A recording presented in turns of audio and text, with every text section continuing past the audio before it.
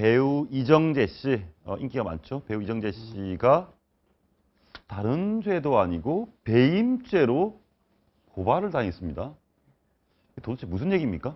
일단은 오늘 아마 고발을 할 것 같습니다. 어제 예, 고발한다라고 보도자료가 하겠다. 나와서 오늘 하겠다라고 얘기했고요. 고발 주체는 투자자본감시센터라는 곳하고 동양 사태에 이제 아시죠? 있었던 피해자 그렇죠. 대책협의회 두 곳에서 이제 소송을 시작했습니다. 동양 CP에다가 네, 투자했다가 손해 보신 동양이 도산하면서 손해 보신 그렇죠. 분들이 예. 근데 동양에 투자했다가 손해 본 분들이 왜 배우 이정재 씨한테 배임죄로 고발을 합니까? 이번 사건만 좀 간단하게 말씀드리면 삼성동에 서울 삼성동에 라테라스라는 이제 고급 호화 빌라가 있습니다. 이미 건축이 돼서 분양도 돼서 있는데 실은 배우 이정재 씨가 이제 같은 동료 친구와 함께 이 시행사 이제 서림 C&D라는 이 시행사에 이제 뛰어들게 됩니다. 사업을 거기에 대주주하고 예. 이사로 있게 됐는데 여러분들 이제 건설할 때 보면은 이제 시행사라는 곳이 있고 시공사라는 데가 있습니다. 그렇습니다. 쉽게 말하면 이제 시행사가 설계사입니다. 큰 예. 틀을 딱 짜는 거고 시공사는 실제로 건설하는 곳인데. 당시 라테라스의 시공사가 동양건설이었습니다. 그러니까 동양 쪽이었죠. 그랬는데 이 시행사와 시공사 같은 경우에 시행사의 명성이 좀 그리 높지 않다. 예. 이런 큰 사업을 건설 사업을 할 정도의 커리어도 없는데 어쨌든 시공사가 붙은 것도 이상했는데 나중에 볼고 보니까 당시에 이 시행사와 시공사 간에 있었던 채무 관계가 한 160억 정도가 됩니다. 이것을 시공사인 동양건설, 더 크게 보면 동양이 안 받았다, 면제해줬다라는 부분을 놓고 이제 배임죄 관련해서 이번에 투기자본감시센터가 이혜경 부회장 배임죄, 그 다음에 관련한 이정재 씨도 같이 배임죄로 이제 고발을 오늘 하게 됩니다. 저도 뭐 경제부장이니까 그런 구조는 잘 알고 있는데 통상적으로 시행사, 시공사 간의 관계에서 분양이나 이렇게 원만치 않을 때 네. 돈을 못 받기도 하고 하거든요. 소송도 치열하고요. 시공사 예. 입장에서 뭐 단 한 푼이라도 받게 됩니다. 그러니까 오히려 시행사를 봐주는 시공사의 사례는 이게 매우 드문 경우거든요.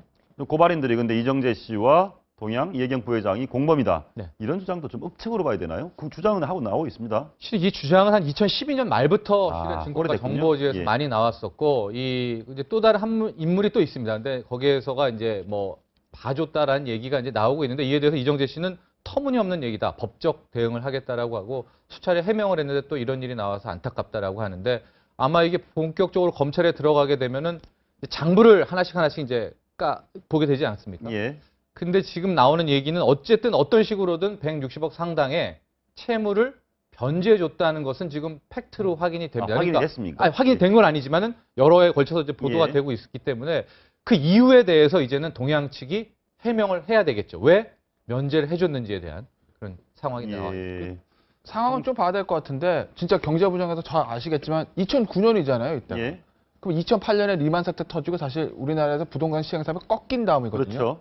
그러니까 그 시공사에서 해주던 지급 보증도 안 해주던 시작한 2009년이잖아요. 예. 그럼에도 불구하고 그 당시에 동양은 이정재 씨의 회사한테 사실은 좀 약간 지금으로서 납득할 수 없는 어떤 혜택을 준 거는 지금 나와 있는 사실이거든요. 예.